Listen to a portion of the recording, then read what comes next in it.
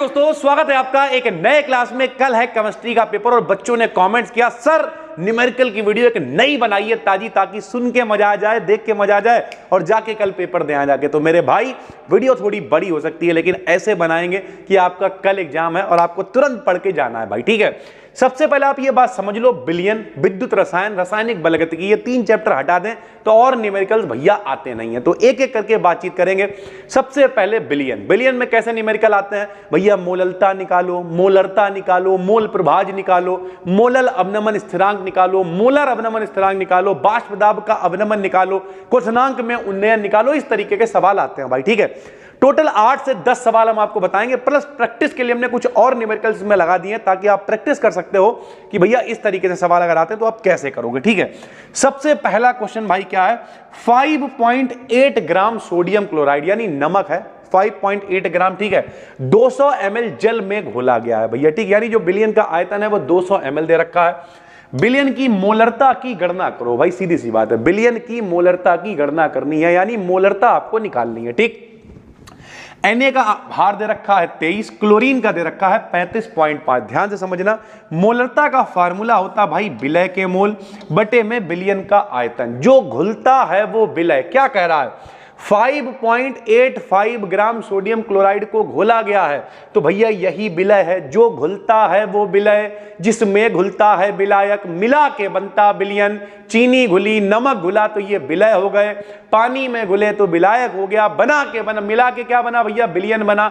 अब कुछ लोग कहेंगे सर जी 200 ml ये तो जल दे रखा है, ये तो विलायक है। अरे भाई मेरे, बिलियन में 200 में 5 और मिला लोगे कितना ही फर्क आएगा, तो हम 200 से ही लगाएंगे। अगर अलग से दे रखा होता तो अलग से लगा लेते भाई, ठीक है।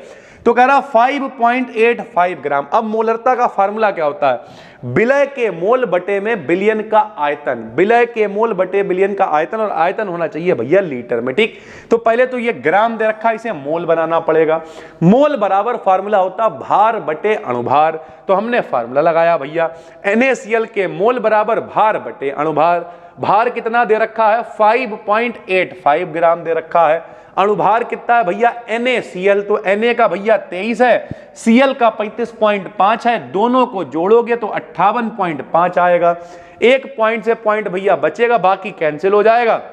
लो काट के दिखाई दे रहा है, ऊपर पॉइंट के बाद कितनी संख्याएं हैं? 2 हैं, नीचे एक संख्या है, तो भैया 0 बढ़ाया, पॉइंट से पॉइंट काट दिया, 10 बार चला जाएगा, यानी इसके मोल कितने आ गए? 1/10 मोल आ गए भाई, ठीक। तो विलय के मोल लग दिए 1/10 बटे में बिलियन का आयतन कितना दे रखा भाई? 200 मिलीलीटर दे रखा है। 1 लीटर में 1000 मिलीलीटर होते हैं, तो भैया हमने 1000 से भाग दे दिया, 1 2 3 से 1 2 3 0 कट गए, 1/2 बचा, और 1/2 का मतलब आधा, यानी 0.5 मोलर आंसर हो जाएगा। मोलरता है तो मोलर मात्रक लिखेंगे, मोललता होती तो मोलल मात्रक लिखते। समझ रहे हो मेरे भाई? बहुत इंपॉर्टेंट है, 2 नंबर में यह सवाल कई बार आया हुआ है। अगला सवाल देखो, यह सवाल भी बहुत बार आया हुआ भाई, ठीक है। इस तरीके का सवाल दिया कुछ नहीं होता इसमें, और भैया पूछा बहुत कुछ होता है। देखो कैसे कह रहा, 27 डिग्री सेंटीग्रेड पर, 27 डिग्री सेंटीग्रेड का मतलब क्या है? आपको T का मान दे रखा है, कितना भैया? 27, लेकिन डिग्री सेंटीग्रेड में तो 273 जोड़ लेंगे इसमें, जो बन जाएगा भैया केल्विन। क्या बना लिया? केल्विन। डेसी मोलर हम लोग बचपन में सीखा करते थे, डेका 10 का किलो हजार, हेक्टो को समझो 100 बार। डेका 10 का होता था भैया, ठीक है, और डेका का उल्टा होता है डेसी। चढ़ी मुझे यारी तेरी ऐसी, जैसे डेका डेसी, तो डेका का उल्टा डेसी होता है, तो डेसी में भैया 1/10 होते हैं। डेसी मोलर यूरिया, यानी मोलरता या सांद्रता आपको कितनी दे रखी है? 1/10, ठीक भैया जी, कितनी दे रखी है? 1/10 दे रखी है। उसे मोलरता कह दो, सांद्रता कह दो, एक ही बात है। और आर का आपको मान दे रखा है, ठीक भाई। क्या पूछ रहा है? परासरण दाब यानी P आपसे पूछ रहा है। हम लोगों ने भैया गैस समीकरण छोटे क्लास में पढ़ी थी, इसे बांठाप समीकरण कह देते हैं। यहाँ पे Pb बराबर क्या होता था? nRT। याद दिलाते हैं आपको फार्मूला, आराम आराम समझा रहा भाई। बताओ पीवी बराबर क्या होता था भाई, एनआरटी होता था, ठीक है। अगर वी को नीचे भेजते तो पी बराबर N upon V R T होता था, और एन अपान वी मतलब क्या हो गया, मोल बटे आयतन हो जाता था, सांद्रता यानी पी बराबर सी आर टी होता है फार्मूला, ठीक। तो पी का मान कितना हो गया भैया, पी का मान हमें निकालना है, सी का मान कितना, मोलरता 1/10 दे रखी है। एस क्यों लिखा है, क्योंकि जब आर को गैस नियतांक कहते हैं, एस को सोल्यूशन कांस्टेंट यानी बिलियन नियतांक कहते हैं, तो पी बराबर सी एस टी लिख लो, सी आर टी लिख लो, एक ही बात। एस का मान 0.082 दे रखा है, टी का मान 300 है, इसे हल करोगे आंसर आएगा 2.463। कुछ लोग कहेंगे सर जी कैलकुलेशन नहीं होती है हमसे, कोई बात नहीं, जितनी हो जाए उतनी कर लेना। एक जीरो से एक जीरो कट गया, मान लिया पॉइंट हटा के एक आधा और जीरो काट ले, जो हो जाए जितना हो जाए उतना कर लेना, आराम से आंसर लिख देना। मात्रक क्या लिख दिया भैया हमने, दाब का मात्रक एटीएम लिख दिया। सर जी क्यों लिख दिया भाई, ये नियतांक का जो मान दे रखा है इसमें देखो ये रखा लीटर एटीएम, तो यहीं से मात्रक दिख गया कि दाब काहे में चल रहा है, एटीएम में चलाना है मेरे भाई, ठीक है। उसके बाद अगला एक क्वेश्चन देखिए, 25.6 ग्राम सल्फर, जहां से हमने शुरुआत करी है उसे ध्यान से सुनो। जो घुलता है वो विलय, जिसमें घुलता है विलायक। तो जो घुलता है वो विलय है, और जो घुलता है वो विलय है, इसका मतलब वो कम है, तभी तो घुल जा रहा है ना। जिसमें घुलता है विलायक तो वो ज्यादा होएगा, तो जो कम मान दे रखा होगा वो हमेशा छोटा होगा। विलय का मान होगा छोटा डब्ल्यू, छोटा एम, ये सब विलय का होगा, ठीक। तो देखो 25.6 ग्राम सल्फर को 1000 ग्राम नेफ्थलीन में घोला गया, यानी भैया जो घुल रहा है वो विलय है, तो इसका वाला इंतजाम काहे लिखेंगे, छोटे से लिखेंगे। उसके बाद काहे में घोला गया, 1000 ग्राम नेफ्थलीन, ये कैपिटल से लिखेंगे। जिसका हिमांक कितना है, 80.1 डिग्री सेंटीग्रेड है, और हिमांक में अवनमन 0.680, हिमांक में अवनमन, डेल्टा टी का मान है भैया ये, अवनमन मतलब कितनी कमी है, तो हिमांक में अवनमन है 0.680 डिग्री सेंटीग्रेड भाई, ठीक है। अब क्या कह रहा, सल्फर का अणुभार ज्ञात करो। सल्फर मतलब छोटा वाला भैया, यानी स्मॉल एम हमसे पूछ रहा है, केएफ का मान हम लोगों को दे रखा। अब ध्यान से समझना, जब भी कभी मेरे ये देखो क्या लिखा, केल्विन प्रति मोलल, जब भी कभी मोलल कहेगा तो 1000 वाला फार्मूला लगेंगे, मोलर कहेगा तो 100 वाला फार्मूला लगाएंगे, ठीक। क्या फार्मूला होता है भैया, फार्मूला होता है एम बराबर डेल्टा, एम बराबर होता है के गुणे में छोटा डब्लू, गुणे में 1000 बटे में डेल्टा टी, और गुणे में भैया बड़ा डब्लू। अब इसमें क्या क्या कौन कौन सी चीजें, देखो छोटा एम तो वो है, क्या कह रहा, अणुभार। अणुभार को अंग्रेजी में कहते हैं मॉलिक्यूलर वेट, अणुभार को क्या कहते हैं, मॉलिक्यूलर वेट, तो एम से लिखते हैं, तो भैया विलय का स्मॉल एम से हमने लिख दिया। उसके बाद छोटा डब्लू क्या है, छोटा डब्लू क्या है, जो छोटा है वो छोटा डब्लू है, जो बड़ा है भैया वो बड़ा डब्लू है, सीधी सी बात है। विलय वाला इंतजाम हमेशा छोटा रखा जाएगा, विलायक वाला बड़ा, क्योंकि विलय तभी तो घुलेगा विलायक में। डेल्टा टी क्या है, अवनमन स्थिरांक है, उन्नयन स्थिरांक है, जो भी आपको दे रखा हो, बस सारे मान रख देने हैं। हमें एम तो चाहिए ही है। के का मान कितना है भैया, देखो के एफ का मान कितना 6.8 है, जे रख दिया भाई। छोटे डब्लू का मान कितना 25.6 है, सर जी जे रख दिया। गुणे में कितना लिखोगे 1000, देखो जे लिख दिया। बटे में क्या होना चाहिए, बटे में होना चाहिए डेल्टा टी, देखो भैया डेल्टा टी का मान कितना, अवनमन 0.680, देखो ये रख दिया। और गुणे में कितना आएगा भाई, नेफ्थलीन का कितना, कैपिटल डब्ल्यू 1000, देखो ये रख दिया। सबको सॉल्व करोगे 256 ग्राम प्रति मोल आंसर आ जाएगा, यानी सीधा फार्मूला है।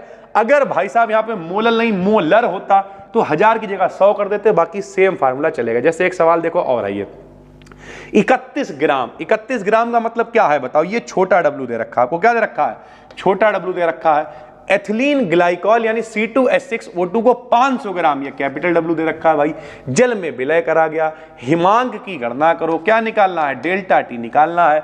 जल का मोलल अवनमन स्थिरांक के का मान कितना दे रखा है, 1.86 दे रखा है। क्या करना है, एम का मान नहीं मालूम, कोई बात नहीं, इसके लिए फार्मूला एम क्या है बताओ, एथिलीन है। एथिलीन क्या, छोटे एम का मतलब क्या होएगा, छोटे एम का मतलब यही तो होगा जो घुलता है विलय वो छोटा है।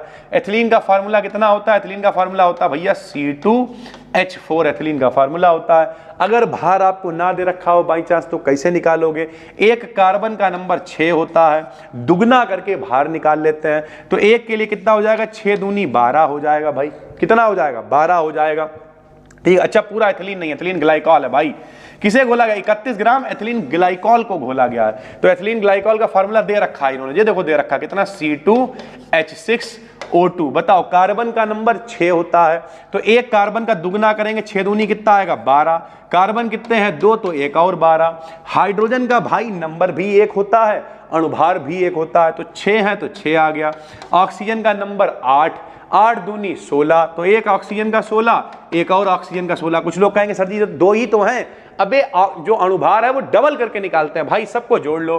12 दूनी 24 और 6 30 और 32 कितना हो गया 62। वही 62 हमने यहाँ पर लिख दिया है मेरे भाई, ये देखो वही 62 हमने यहाँ पे लिख दिया। ये देखो तो m का मान कितना होगा, छोटे m का मान 62, डेल्टा t का मान पता है, मोलल है। सेम ऊपर 1000 वाला फार्मूला लगाएंगे और आंसर आपके पास निकल आएगा। तो ये भी कई बार आया हुआ है। उसके बाद देखो एक सवाल आता है मोल प्रभाज वाला। ठीक, मोल प्रभाज कैसे निकालते हैं वो भी समझ लो। एथिलीन ग्लाइकॉल दे रखा के मोल प्रभाज निकालने, याद रखना जिसके मोल प्रभाज निकालने होंगे उसके मोलों को ऊपर रखेंगे और जोड़। मोल प्रभाज का मतलब क्या, प्रभाज का मतलब हिस्सा है, टुकड़ा है। हम कहते हैं, जरा इधर सुनो मेरे भाई, हम कहते हैं कि भैया एक पिताजी हैं, ध्यान से समझना मेरे भाई, एक क्या है, एक पिताजी हैं, ठीक है। और हम ऐसे समझाते हैं आपको, जैसे हम कहते हैं मोल प्रभाज का मतलब क्या है कि भैया एक मान लो 3 लड़के हैं। कितने लड़के हैं, 3 लड़के हैं। अब हमें क्या करना है, हर लड़के का कितना हिस्सा आएगा। तो पिताजी कितने हैं भैया, 1 है, लड़के कितने हैं, 3 है, तो एक लड़के के हिस्से में कितना आएगा, 1/3, यही उसका मूल प्रभाज आ गया।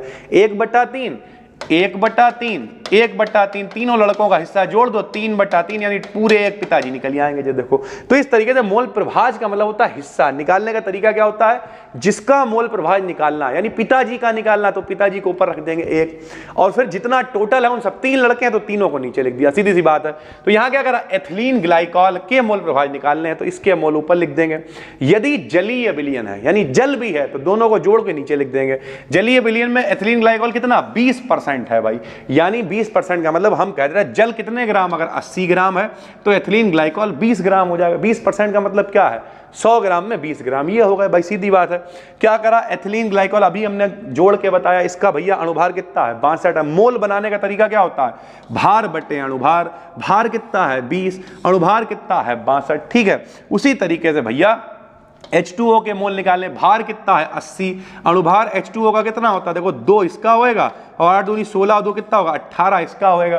तो दोनों के मेरे भाई मोल निकाल लिए। जिसके मोल प्रभाज, मान लिया एथिलीन ग्लाइकॉल के मोल प्रभाज निकालने हैं तो इसके मोल ऊपर रखेंगे। ये देखो भैया ऊपर किसे रख दिया, एथिलीन ग्लाइकॉल के मोल 20/62 ऊपर रख दिए और दोनों को जोड़ के नीचे रखेंगे, नीचे रख दिया। आंसर आएगा 0.067। इस तरीके के सवालों में एलसीएम ले लिया करो मेरे भाई। अगर हम थोड़ा सा आपको सॉल्व करने का तरीका बताएं तो नीचे एलसीएम कैसे लोगे, देखो नीचे इन दोनों की गुणा कर दो, 62 × 18 आएगा। इसकी इससे गुणा होगी 20 × 18 प्लस इसकी इससे होगी तो भैया 62 × 80 आएगा, ठीक है।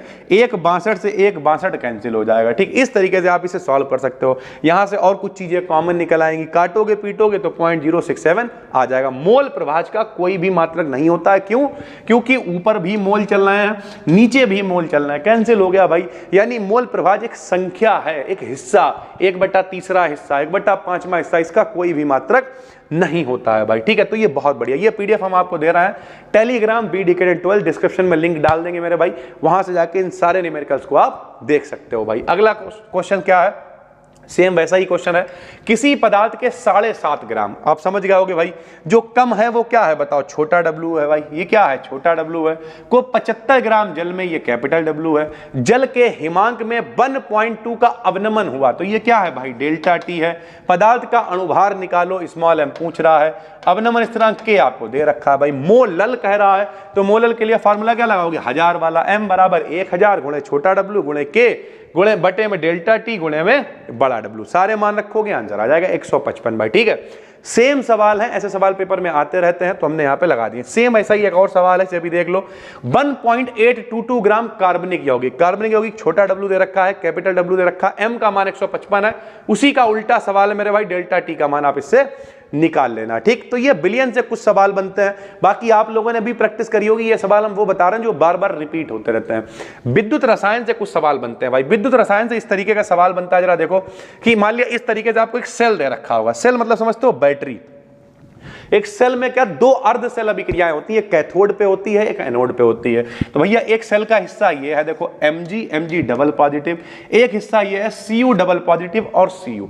इन सवालों में कुछ नहीं करना होता है, हमेशा बाद वाले में से पहले वाले को घटा दिया करो। कैसे बताओ? इसके लिए मान दे रखा होगा, Cu के लिए मान कितना दे रखा? प्लस का 0.34, Mg के लिए कितना दे रखा है? माइनस का 2.37।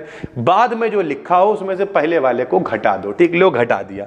Cu में से हम लोगों ने घटा दिया किसे? Mg को। Cu का मान कितना दे रखा है? 0.34 माइनस का मान कितना है? माइनस का 2.37, माइनस माइनस प्लस हो गया, आंसर आ जाएगा 2.71 वोल्ट। बस इतना ही होता है। 2 नंबर में ये सवाल आते हैं, आराम से इसमें नंबर मिल जाते हैं। सेम सवाल एक और है, CD है, Ag पॉजिटिव है, बाद वाले में से पहले वाले को घटा दो, बाद वाले में से पहले वाले को घटा दो, आंसर आ गया। अगला एक और ऐसा ही सवाल, बाद वाले में से पहले वाले को घटा दो। आप यहां पे कमेंट करके बताना इसका आंसर कितना आएगा भाई, ठीक है।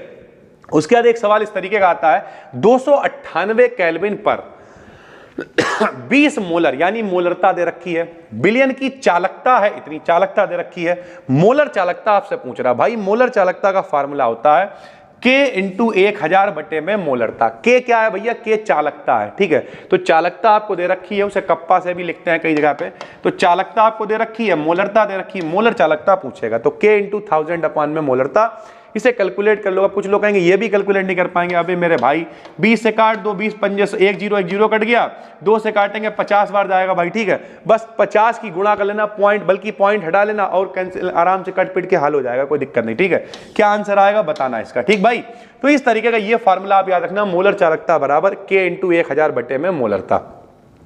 एक सवाल यह है मेरे भाई, थोड़ा सा बड़ा सवाल है लेकिन टेंशन नहीं लेना, बताएंगे आपको। सुनो, कह रहा 0.1 मोल प्रति लीटर KCl बिलियन से भरे एक चालकता सेल का प्रतिरोध देना। ध्यान से सुनना, कह रहा 0.1 मोल प्रति लीटर, ठीक है। मोल प्रति लीटर में मोलरता आपको दे रखी है, उसमें जो भरा हुआ चालकता सेल का प्रतिरोध दे रखा है। यदि उसी सेल का प्रतिरोध 0.02 मोल यानी 2 बार मोलरता दे रखी है, बिलियन भरने पर प्रतिरोध इतना हो जाए, तो 0.0 मोल प्रति लीटर बिलियन की चालकता एवं मोलर चालकता की गणना करो। बहुत आसान है, कोई दिक्कत नहीं है।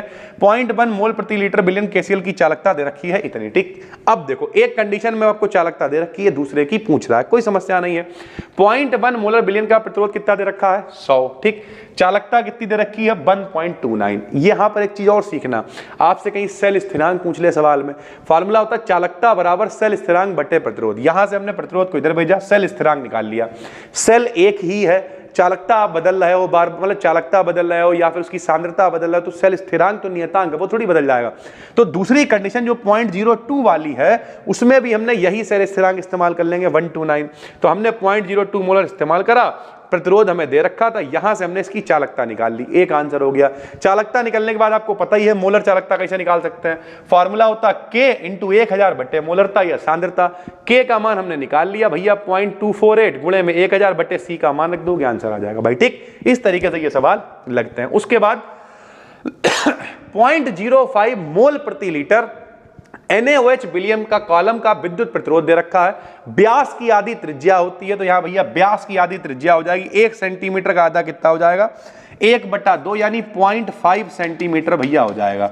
लंबाई आपको L दे रखी है, प्रतिरोधकता मतलब रो आपसे विशिष्ट प्रतिरोध पूछ रहा है, चालकता और मोलर चालकता पूछ रहा, सीधी सी बात है, वही सेम फार्मूला भाई।